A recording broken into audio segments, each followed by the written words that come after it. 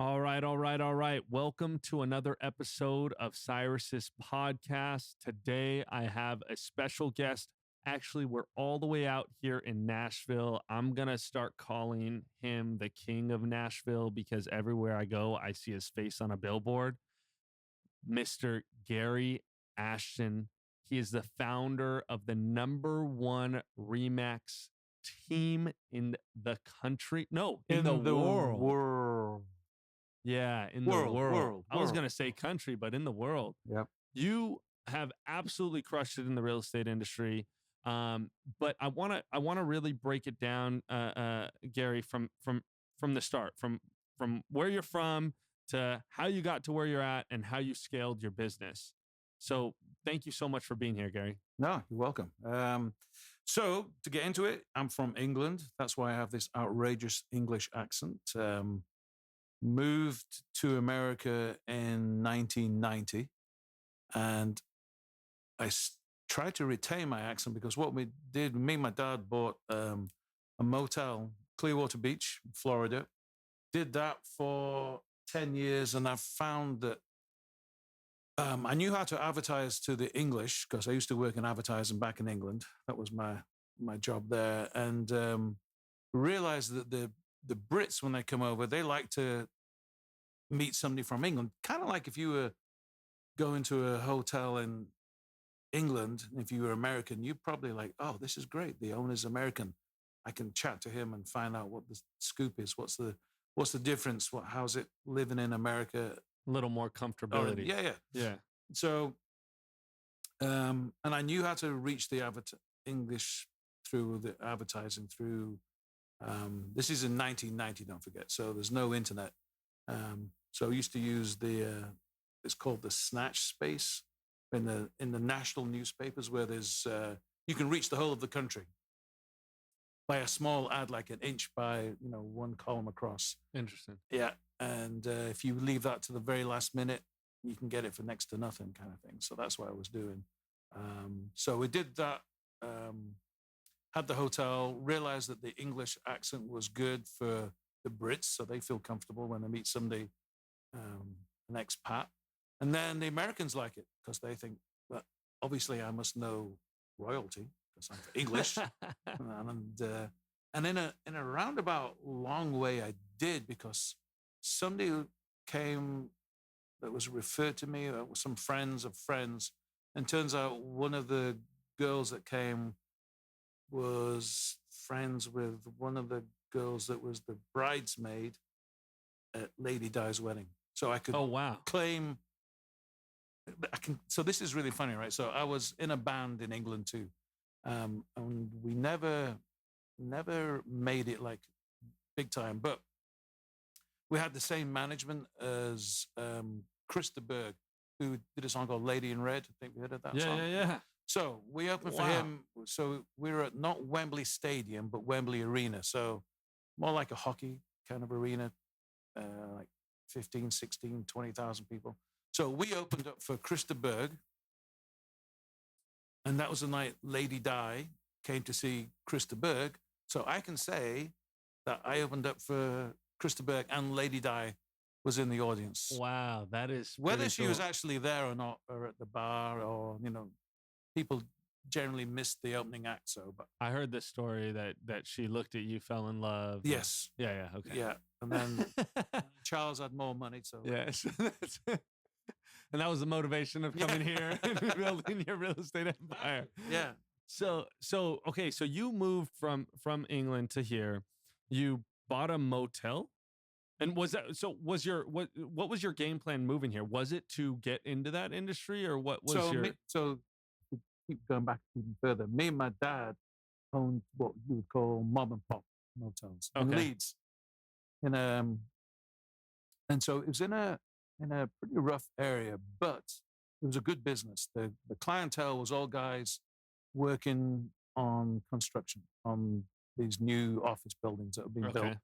So there was a 2 or 3 year contract while they were being built. And it's a funny thing, but the guys that were working on the construction were all from Newcastle, which is about an hour and a half north.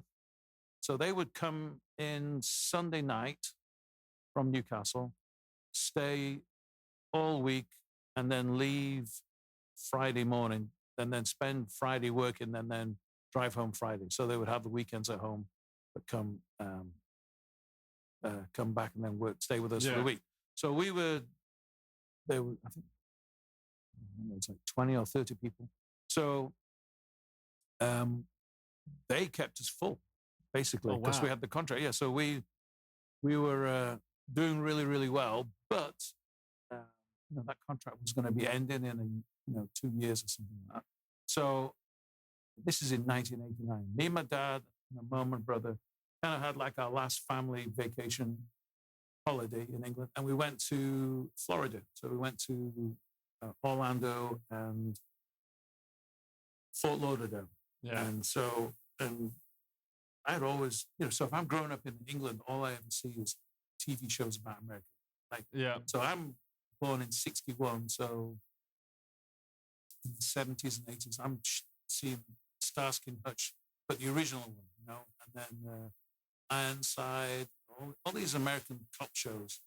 And so I just had this fascination with America. So to go on vacation to America was fantastic. And then obviously we went to Florida, and I just couldn't believe how everything was so awesome. Where are all the broken down cars? Because everything seemed shiny and new, which it was. Obviously, I didn't go to all the different areas. Yeah. So that kind of reinforced my preconceived ideas that America is the land of opportunity. The streets are paved with gold. So when we came, we had such a good time. And then when I came back, I was looking through the English newspapers. And again, I saw a little ad and it said, business is for sale in Florida. So I sent off for it.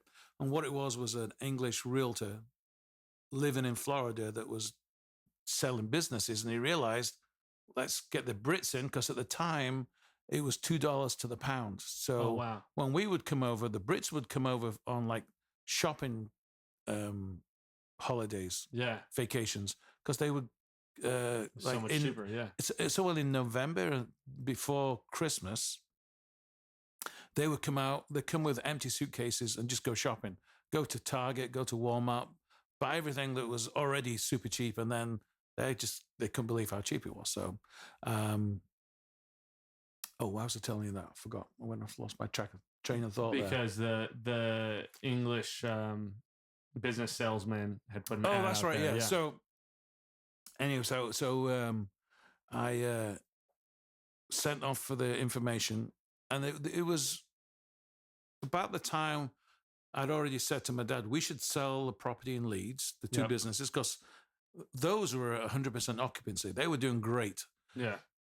And I said to my dad, we should put all the earnings through so that we can reflect how well the business is doing. Because that was a cash business. So when you try and sell a cash business, a lot of that money doesn't get put through the accounts. Yeah. I think I've passed my limitations here. So statute of limitations, that's right. So I said, let's put all the money through the business, and so we'll have a true reflection. So when we want to sell it for 150,000, we can say it's going to sustain it, right? Yeah, because otherwise people go, wow, this doesn't make sense. Yeah, but everything's in cash, and then people can't get a loan. Anyway, so that's what we did. Sold the business because I said, let's do the same thing, but let's do it in a touristy environment. So I'm from Leeds. There's national parks there, the Yorkshire Dales, lots of kind of bed and breakfast places where people go and have weekend vacations and things like that. So, but you're doing the same thing, but you're charging a lot more because of the location because you're in a national park, all that good stuff. So that was the idea: sell the businesses, have the cash, and then go find another business in the touristy areas. Yeah. So every time we found somewhere a business, we would find that there's a reason for that business being sold, like there's a new interstate coming by or something that just didn't make sense. So anyway, so I'd sent off that businesses in Florida, and it was all businesses. And so we came, it's kind of crazy really. We just got a plane, me and my dad got a flight out. We came looking at properties, businesses, and originally it was going to be any business. Like we were looking at dry cleaning stores, Oh, wow. motorbike store, anything that was a business. But we kept coming back to What you knew. kind of what we knew, which was the motels. So we ended up doing a deal on a place on Daytona Beach shores. Oh, wow. Came back to England. Then the seller wanted more money. So we said, no, not going to do that. And then we just came back out on a one-way ticket. Me and my dad. And we had the cash because we'd sold the businesses. I'd sold my house. And then we just came and went with the same realtor and then looked at properties. And my theory was we didn't want to be in Orlando because there was too many already in 1990, so many hotels. So we just needed to be on the coast so that we could have the English call it Twin Center. So you would have a week in Orlando, a week by the coast. So that's what we did. We did Orlando and Fort Lauderdale. Yeah.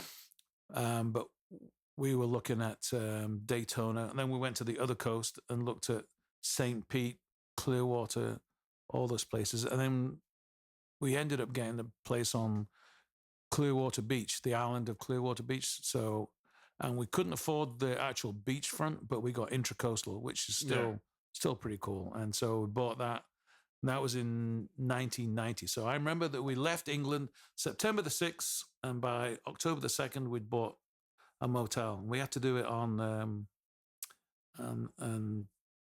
what's it called? The buyer owners, where the owner holds the note. Oh, yeah. Because we couldn't get a mortgage. We had like seller financing. no credit. And so we had the cash to put it down, and we did it. Yeah, seller financing.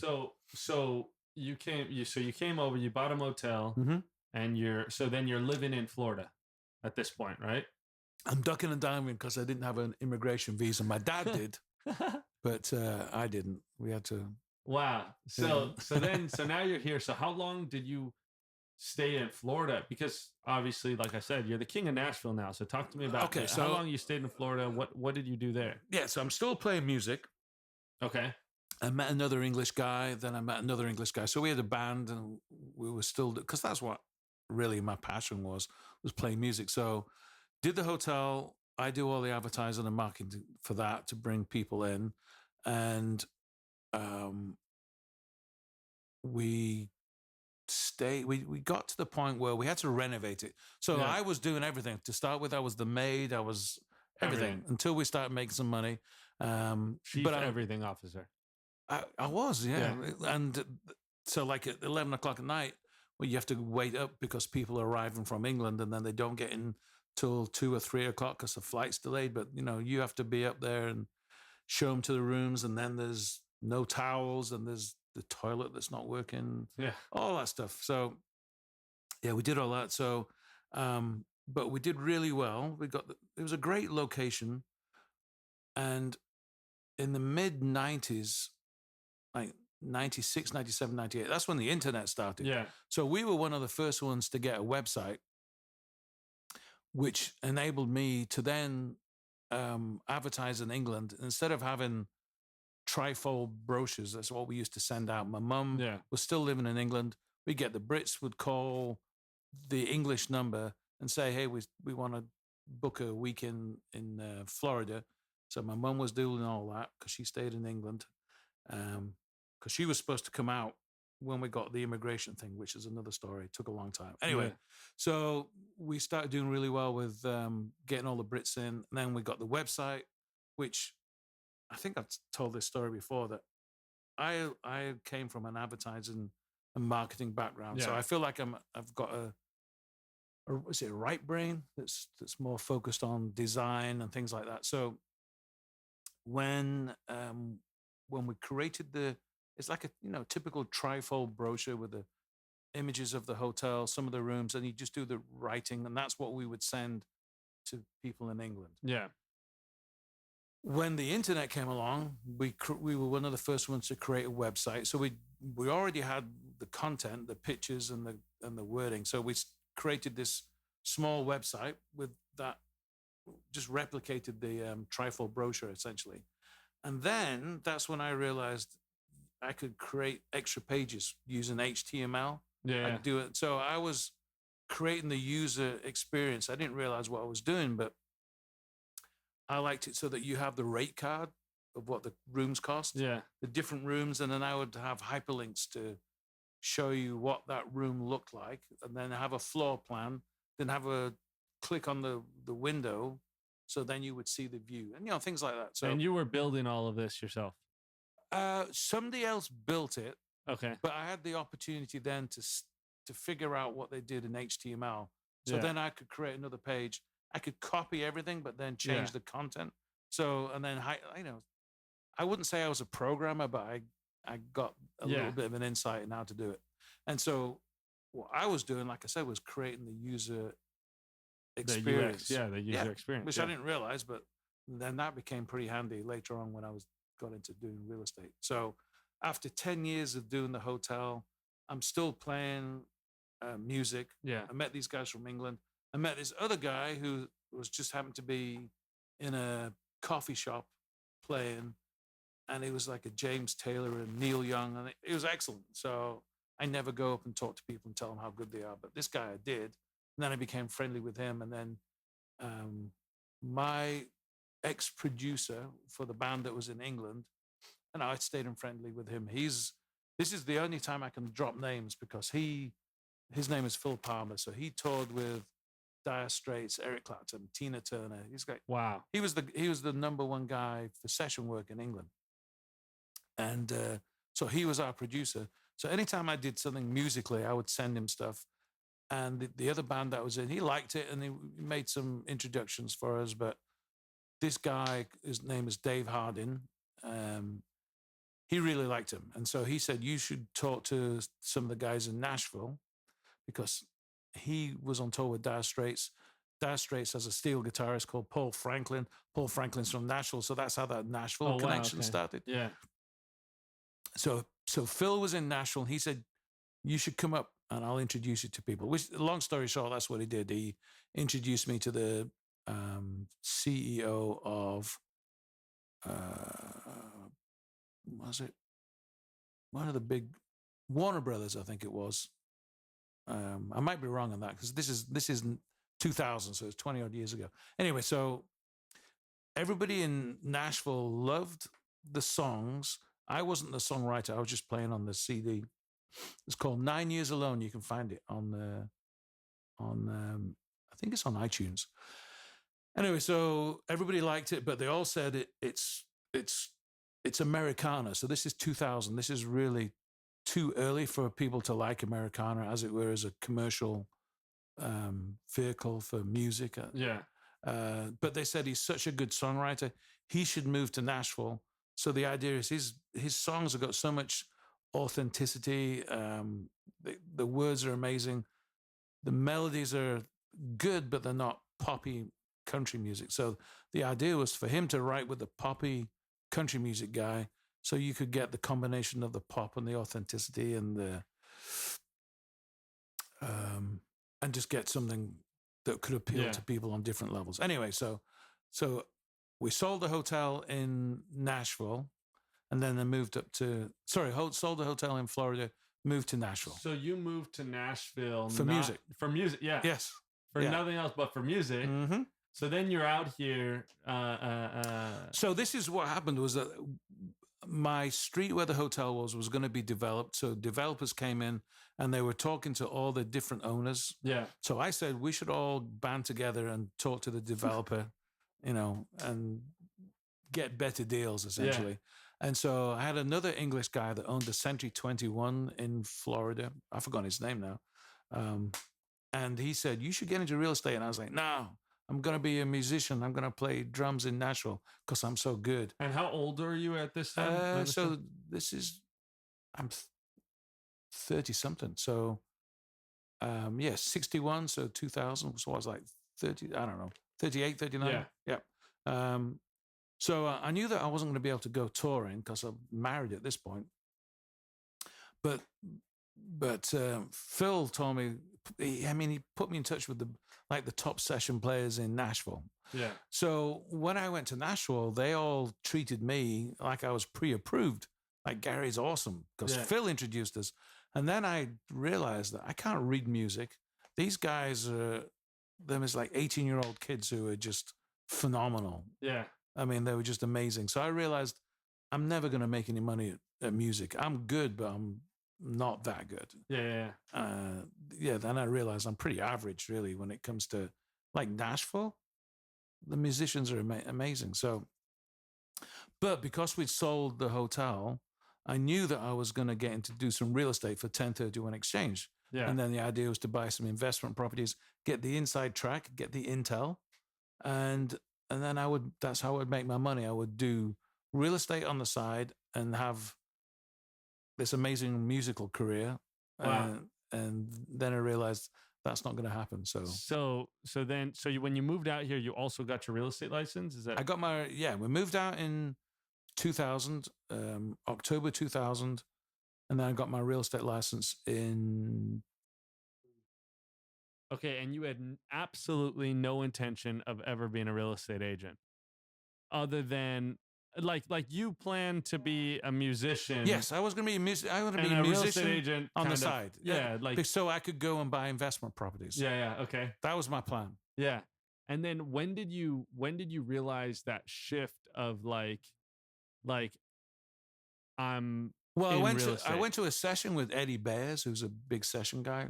He was doing something, and that's when I realized he would be able to get the song in like one take, and then they would go, just run it through again.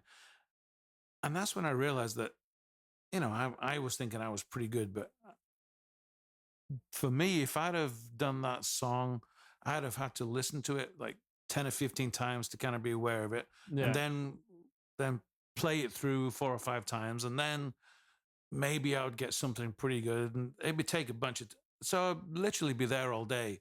And in Nashville, they want it's going to be done like that. Yeah. So they would just say, get rid of this guy. He's useless. So that's when I realized that I'm not a session drummer. I'm a not bad drummer, basically. Or was back then. So then you're basically like, all right, well, I'm going to put more effort into the real estate side of things. Yeah. And then as you started putting more effort into the real estate side of things, when did you start feeling like you were having a lot of success in that? Like, did it happen right away? Were you just crushing it right away? Or was it like... It's like luck. I always say luck, vision, and money. So I had a little bit of luck. I had some vision and I had some money because we'd sold a motel. So I had the money to be able to invest in myself in terms of, I knew I should get a domain name. So I bought GaryAshton.com, really, because I wanted Gary at GaryAshton.com. I should have bought Nashville Real Estate, Nashville Homes. I think they were all available. So I didn't have that much vision. But I knew that I wanted a website. But in 2001, that was the same year that they had the IDX came out, the Internet Data Exchange. So that's when I found out that I could have everybody's listings on my website. So I couldn't believe that. So that's cool. So I can get a website and I can have everybody else's listings on. Because don't forget, I'd moved from Clearwater to Nashville, and I actually used probably back then Realtor.com to look for homes. So, it was out there, but it wasn't. Everybody was still using the magazines, like the home mags. Yeah. Like you would go to a 7-Eleven and pick up the magazines and start looking through and trying to figure out who is this one still available. These are just the print ads. And then that's when you would call a realtor. And then they would tell you if it's... They would say, that one's sold. But I've got another one that you can come and see today.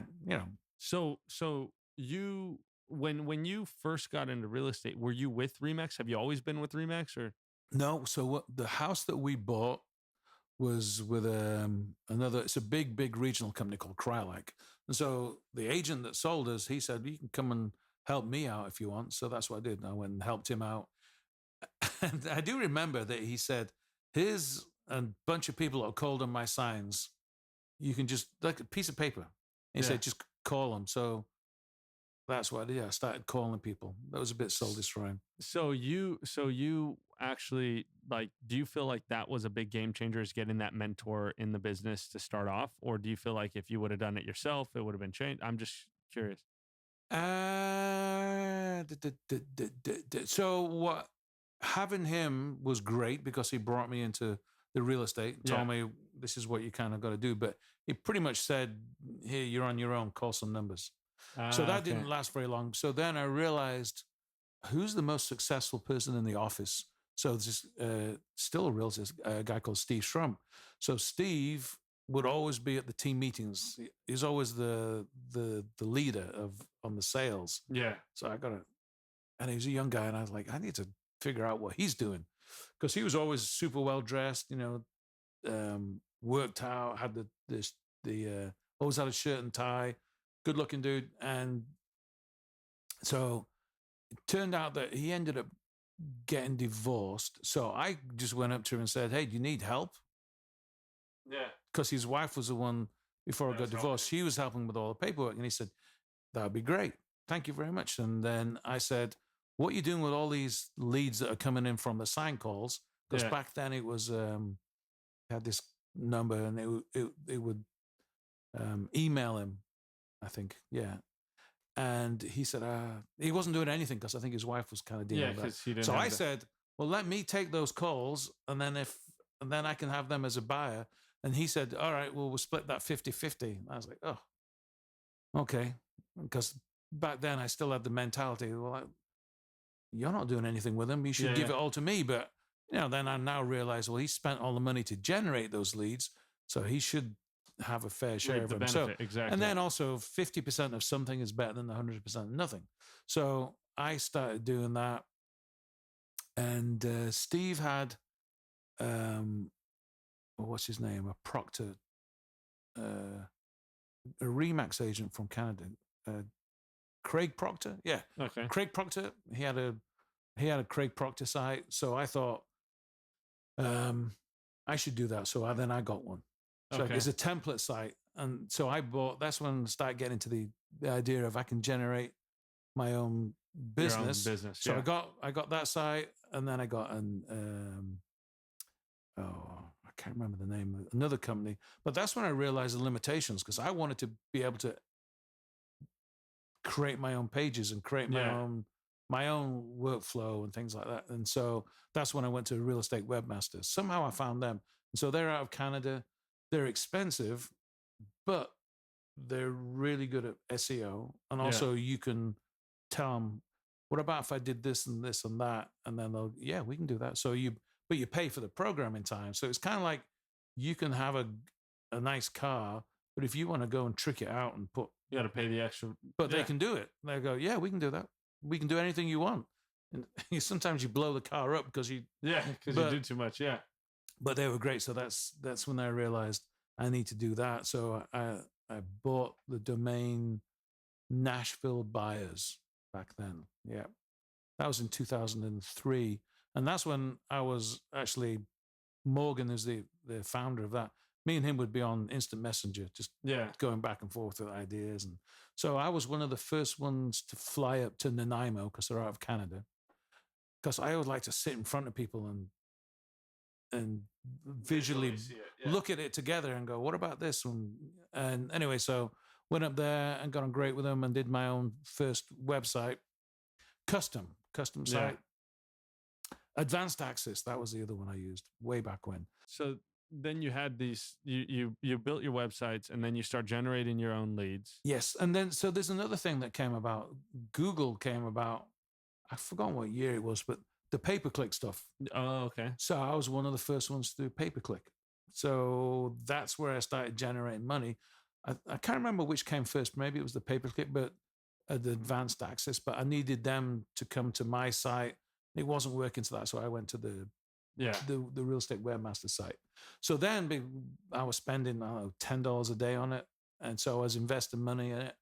And then the sales meetings, people would always ask, well, where'd you get this $1 million?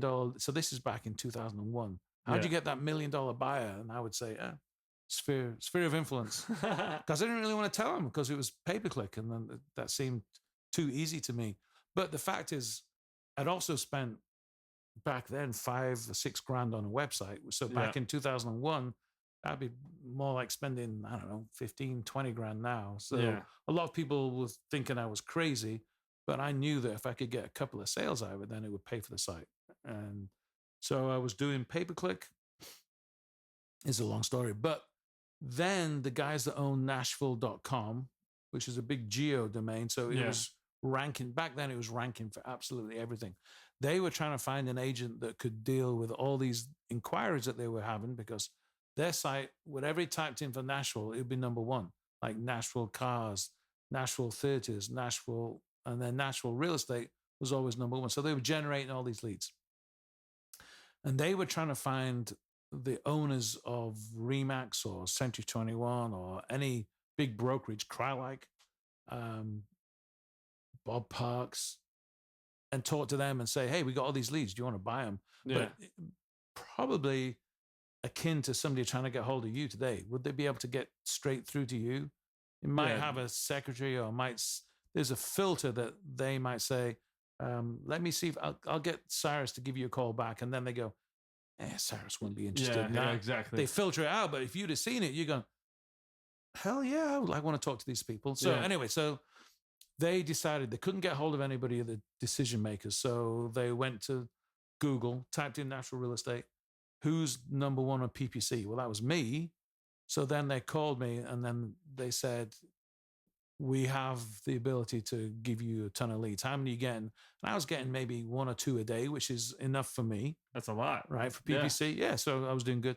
And then they said, so back then it was like, was it $4,000 a month? And I was like, whoa, that's too expensive. And they went, look, we'll give it to you free for a week. And I said, okay. So they started giving me all the leads, and it literally, I always say it was like, you have a faucet and it's just dripping. You're like, blip. They turned the faucet on, and then it was like, oh, that was like in a shower, leads coming everywhere. So that's how the team started, because I couldn't physically deal with all the calls that were coming in, all the leads that were coming in. So that's how I started the team. And then, and that's why I didn't want to put all my eggs in one basket, but that's how I got into SEO, because then I realized I need to be not just doing PPC, I need to be in the organics, which is where the SERPs, that's where Nashville.com was. Because, and I've said this before, that's, to me, is like nothing wrong with PPC at all, because that's like instant way of generating some business. But you're renting that space, you don't own that space. So it's the equivalent of building a house, to me, is SEO. So you have to build a foundation. You have to spend a long time putting everything together, and you can't move in for 6 or 7 months, kind of thing. But once you move in, then it's your house.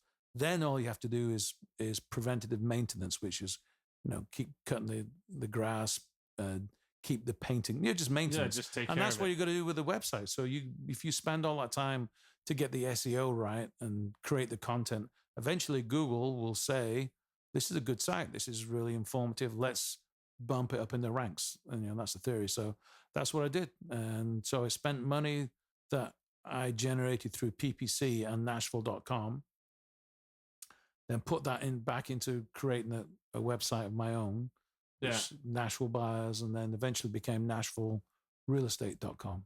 So then you built this, you started building your team, you started having other people on your team. And then how did you scale that? Like, how did you go from, how many agents do you have now?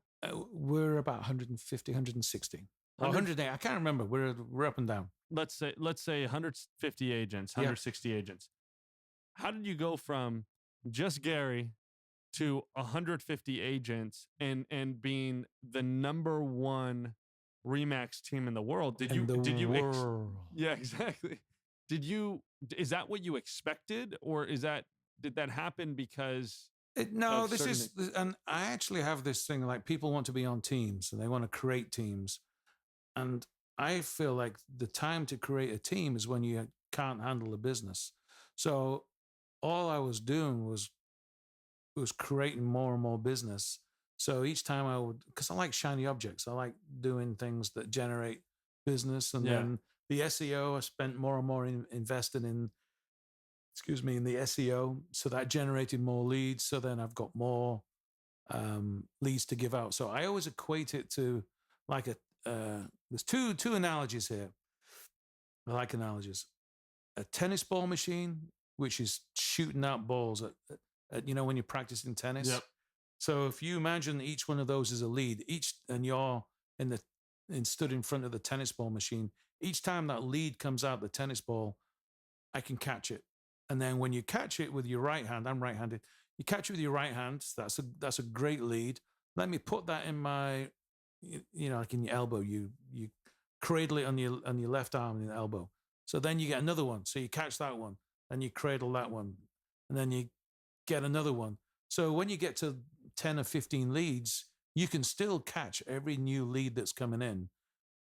But as you put it in your left arm, and then the balls start falling through, which is because you're so focused on the new lead that's coming in, you forget about that $1 million lead that you got, 5 hours ago. Whoa, hey, there's a $3 million lead.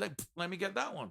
And then that's when I realized I need to be the person that takes the leads, but then quickly hand them off. So it's almost like you're a quarterback. You get the ball and you want to throw it and see who's open, which real estate is open. So that was the genesis of creating the team. And as we did that, we just generated more and more leads as the website got bigger and bigger. Because, now we're getting 10 to 15,000 people a day visiting the site. So they don't all register, but they're using it. So it creates leads after a while. So after a while, you just got to realize, don't be greedy. It's better for me to hand out those leads to Cyrus here, who's going to work that lead, and he's going to come back and give me a share of the commission. Yeah. Rather than me hoarding all the good leads and just giving out the cheap ones to the agents and the team. Yeah. So that's like what I talk about all the time is like, I mean, for me, like that's how most of my entities, my companies that I own, they're all like that is I don't need to own the whole thing. What did one of my business partners says, I don't need to own the whole pie. I just need a slice of the pie and just get a bigger pie, right? Like, there you go. And if we can do that at scale, then you win. And that's what you've really done with your team. So you asked me how I grew the team, and then it's the people you associate yourself with. So initially it was Johnny Lee became good. He's another friend of mine who's from England, and then he joined the team, and he was really good with scripting. So that was the next version, get the agents to learn how to speak to people. So and then I think we were up to maybe, I can't remember, 30 or 40 agents or something like that. Then I met Mrs. Beagle, Deborah Beagle. So she's now my business partner, and Johnny's now a business partner. So you bringing in two really influential people, and Deborah had a vision that kind of aligned with mine, but she was more from the listing side. I was more from I was generating a bunch of buyers, and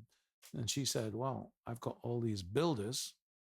Why don't I just partner with Gary, join Gary's team back then join Gary's team, because now I don't have to spend money on Zillow generating leads. Gary's got all the buyers. Smart. And I can work with Gary.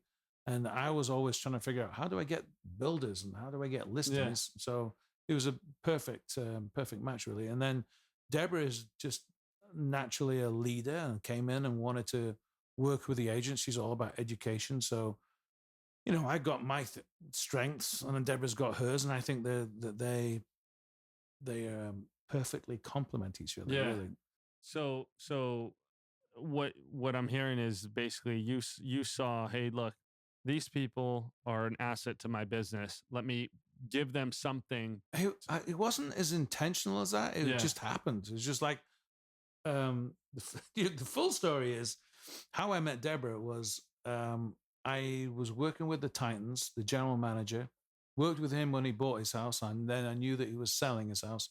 So this is in a gated community called Laurelbrook, and must have been 2011. Yeah. And he was selling it. He was, so I knew that I should be more involved with the agents who were selling in that subdivision, because I'm going to be coming to them and saying, hey, I've got a new listing. Do you have any buyers, kind of thing? So there was an open house, what do you call it? Progressive open house, where there was like 5 or 6 homes that were for sale in the Governors Club. No, in Laurelbrook. So I went to that, and I got Johnny to drop me off because my car was going to go into the shop. gated community. So I said, hey, Johnny, can you drop me off and then pick me up at 5:30 when it's all done? He went, sure. So I went to the very first house, which was 16,000 square foot. It was like massive, monster house.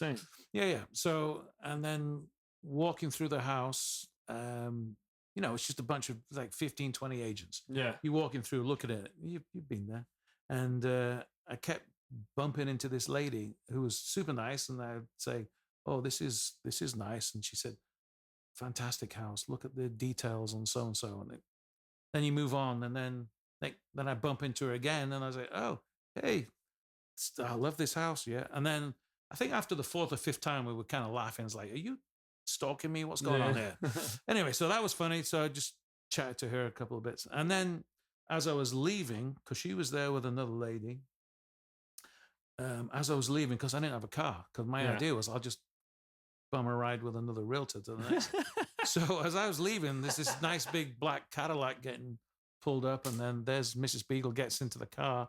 And I said, hey, can I get a ride? And I know that she went, this is weird. This guy that I've never met before, I've just bumped into him 3 or 4 times in this open house. Now he wants to ride in the car with me. Now this sounds like a disaster, but he's a realtor and we're in a gated community. There's a bunch of people around and we're going to drive 50 yards or, up the street, 2 streets away to the next house.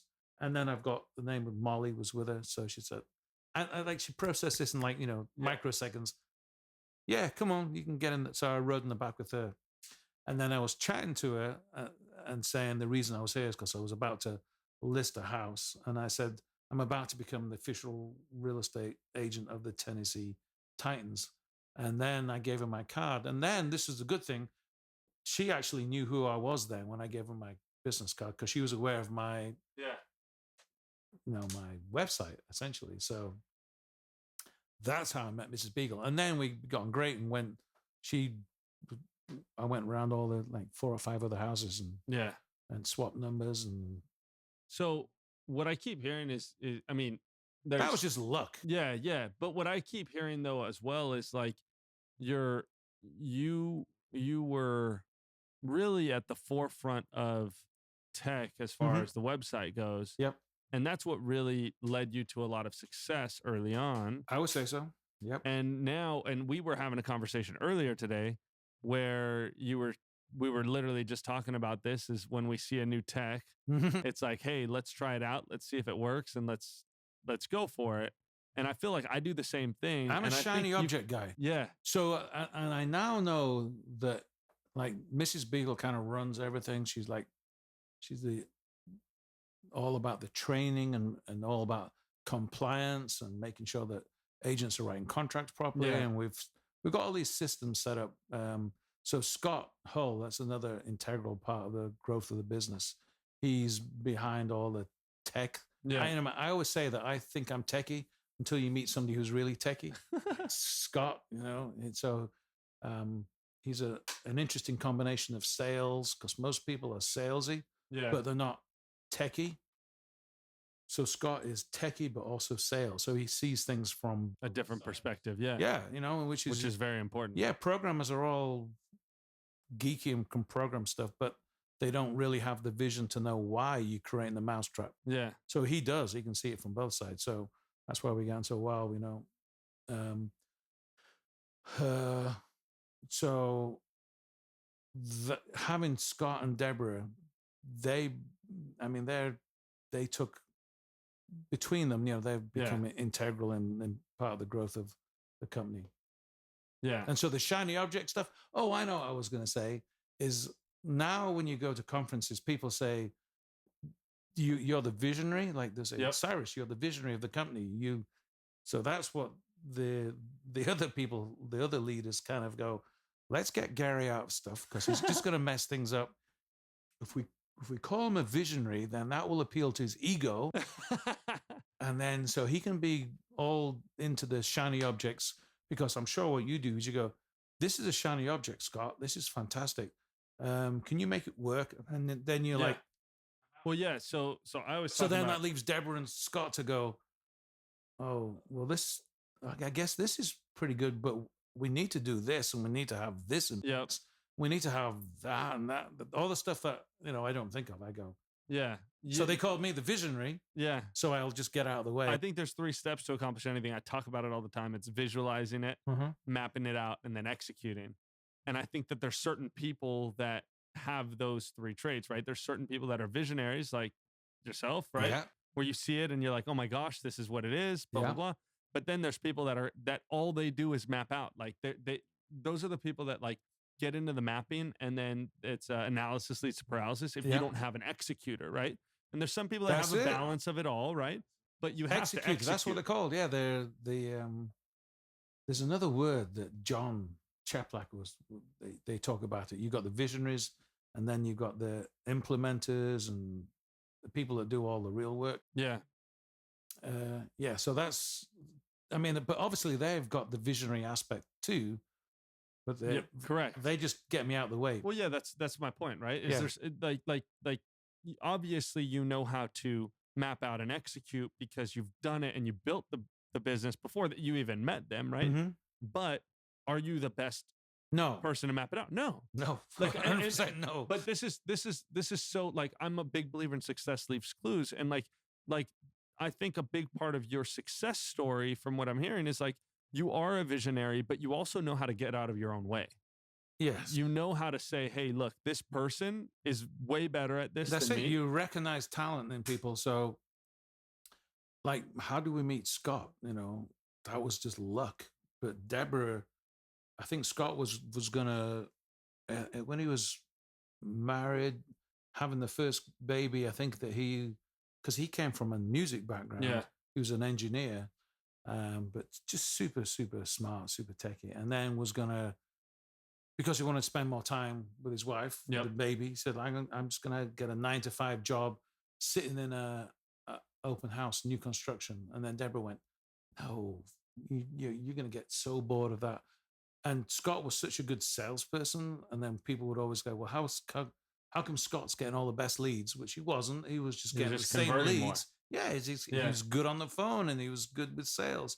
So we had overseas ISAs working for us, which was great because they do an amazing job. But I'd always said that the best person to answer the call really is a realtor, which is what I used to do. I used to take all the calls when it was just me, and then I would hand them out. Yeah, so you were the ISA, But then people would go, I would say, I'm going to introduce you to Cyrus. Cyrus is my expert in Brentwood. He knows that, so you're not going to be working with us? No, but I'm telling you, Cyrus is the best guy for you. They would always feel like they were getting passed off because I would create that relationship on the phone. Yeah. And then I'd say, now you're going to go work with somebody else. Yeah. And people didn't like that. So that's when I started giving the leads out directly to the agents. But the agents are good, but if you overload them, it won't work. Well, it's not that they don't work. It's kind of a misnomer. But what they're best at is taking people out, utilizing their knowledge of the area, negotiating, writing contracts. They don't want to be doing all the nurturing and all the follow-up and actually creating that opportunity. Yeah. So that's what Scott did. Scott became our first licensed ISA. So he's a realtor. The other ISAs were overseas. So the best will in the world, if you're overseas, you can't know the real estate market like a realtor who's living there and working there. So Scott became our first ISA. And that was, I think I remember saying to Scott, if you do well at this, then I could see you running the ISA department. Little did I know that he was going to take it and run with it and really revamp blow everything. Everything. Yeah, amazing job. So then you've done that, and now and then were you at Remax this whole time? Like, when did you leave to when did you join? So Remax? I started at Cryolike. Yeah, and I was there for maybe a year, and I was going to go join another big regional, but that's when I got and I would have been the number 1 agent in the county with that new company. Yeah. But that's when I got the offer from Nashville.com. And the reason I went with Remax was because it was it's a site where there was only a small spot to have a logo. Yeah. So, Gary Ashton Real Estate would have meant nothing to somebody coming from California. Cryolite probably meant nothing to somebody coming from California. So the national ones, like Keller Williams was still fairly new back then. So it was either maybe Coldwell Banker or Remax. And the Remax was, as much as I'm not a massive fan of the balloon, if you see red, white, and blue balloon, that kind of says real estate, right? So if you're on a website and you'd see a red, white, and balloon and it says real estate, then that's where you know if you click on that, that's now going to take you to information about real estate. Yeah. So that's why we went with Remax. And plus it was commission structure was good back then, and it just made sense. I just wanted that national branding. And then use it as a vehicle to be able to build what you've built now. Yeah, for sure. It's amazing. Okay, so now if you had to start again, yeah, right? What advice would you give to an agent that was in your shoes, let's say, exactly in your shoes? What advice would you give to them? So I think that it's just like when I started playing drums, I taught myself to play drums, right? So I just put headphones on and played along to the radio. So now you can go to YouTube and you can have all these courses on YouTube. There's so much knowledge and information out there. Yeah. The same thing for realtors. You can go on to any YouTube and people will tell you exactly how to do things. And yeah, I literally put a video online the other day that says how I sold $30 million in real estate in my first year. Yeah. And so the concept is that probably 98% of the agents that watch that will never do it, or they'll never take the action. 2% will. And those are the ones that then become successful. So what I would do was figure out who's the number one agent in the area, see if they're giving away information. But, as a younger agent, you got to know what's the new thing that's coming around. So right now we're in this whole AI chat GPT thing. So you have to be jumping on board and become like the early adopter for that to complement what you're doing with the other lead sources. Because obviously we all know about PPC. We got Facebook. I know that TikTok now just started doing ads. So Instagram. So you got to know about all those platforms and then figure out how can I be the early adopter, because essentially that's what I was when the IDX came along. Yeah. Because there was listing agents who were, 55, 60 that were used to the traditional way of selling real estate, magazines. They were all there before the MLS books. For MLS books. And then all of a sudden this online stuff came, because I remember agents were getting annoyed with me. It was like, how are you bringing, this is a funny story. So I got to the point where I was working with a lot of luxury. Yeah. And then there's a Tuesday Club, it was called, I think. And it was all these agents that were luxury agents. And they were, because I knew one of them in there, and she told me, she said, they were all like, who is this Gary Ashton? Because he keeps bringing qualified buyers. Because I had the general manager of the Titans. I had a retired senator. I had the CEO of Compass Bank back then. He bought. Yeah. So I was having these qualified buyers. And where was I getting them from? Well, they were internet leads, essentially. But no one was doing those. Yeah. Well, yeah. In reality, no. So they couldn't figure out how I was getting all these leads. So find a way to innovate, stick to it, push into it, and lean into it. Yeah, exactly. And, luck, vision, and money. You got to spend some money on yourself to invest in yourself, which I was always the one that was maybe, you probably don't even remember this. So when I was first driving people around in my car, well, how do you get information about what the listing is? Then you still had to go to the office and go online and get information, print it all out. But what if you could take the office with you? So I was one of the first ones to pay. I remember it being $75 a month to have a little air card that went into this side of the computer. So then now your computer is online like your cell phone is. Yeah. And And then I got a printer in the car, you know, like a wireless printer. So my clients were like, whoa, this guy is so advanced.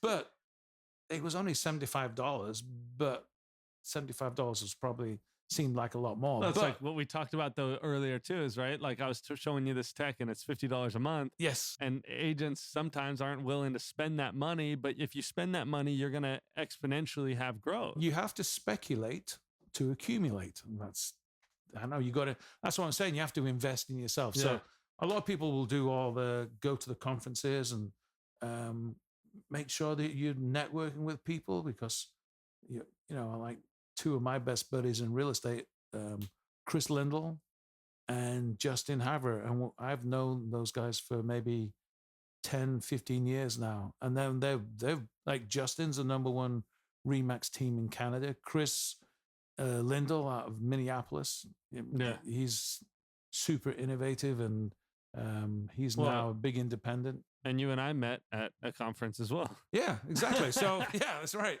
So go to Inman to meet people, because I think you'll find that most people realize when they talk to somebody that is genuinely interested in things, they'll be happy to give you a little helping hand or give you some insight, or say you should go talk to Cyrus or go talk to Chris. And I find that people generally have time for you to answer those things. So that's what I would do. I would be, what is the best way to make you the expert of this new field that's coming out? Because like the chat GPT, the AI stuff. Yeah. I mean, I'm kind of involved in it, but yeah, the AI stuff is pretty cool because we're using it for all of our listing descriptions. We're using it for List Assist. Have you heard of listassist.ai? So I invested in that company. So that's another version of using it for your listing descriptions. So I'm kind of involved in it. I don't fully understand it, but I probably understand more than most. Yeah. So that's the thing. And then you start talking to people like Tristan from Labcoat and all these other people that are working with AI, and you got to hang around with those guys. So you got find what's moving forward, and then find the people that know how it's moving forward, and tack onto them and say, hey, let me learn. Right. Yeah. And I think that a lot of people, like the majority of people that I meet that are very successful in this industry, they do have an abundance mindset. And the fact that, like, if I ask you, hey, how are you doing XYZ? Yeah. You're very open and be like, yeah, hey, this is how I'm doing it. And I'm the same way. It's like, this is exactly how I've done it. I'm not quite as generous as you, but yeah. So, but like, I think